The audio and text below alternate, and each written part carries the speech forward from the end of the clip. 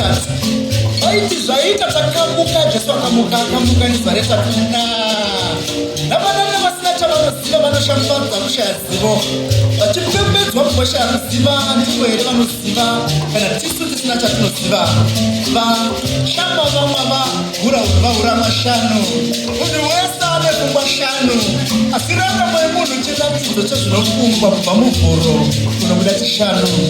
dzidzakupera asi kutsvaka zivo kunovanudzadza vati dzishanu tanhatu unosvikira nhatu kana nhanhatu kunokusaira igwara remunhu asingazivi simba renjere dzake nemutumbi wakasinomwe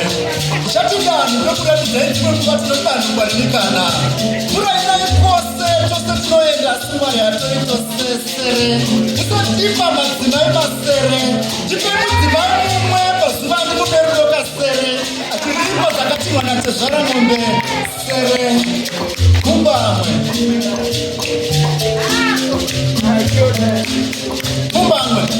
konyika imwe inokumbireiko magwara evezhanu zhinji kwidzai kubatana pakunokwidza mureza modzikisa kudzikisirana pasi uri pakati ndo pakati kuchemana asi gumi chero ndine ziguma ndingapusi zvokutenda maguma gumi guru rinyanyere mukumira kuma pagumi ndaguma nga chigwe chatingwe dzinoti mambo kuramatuni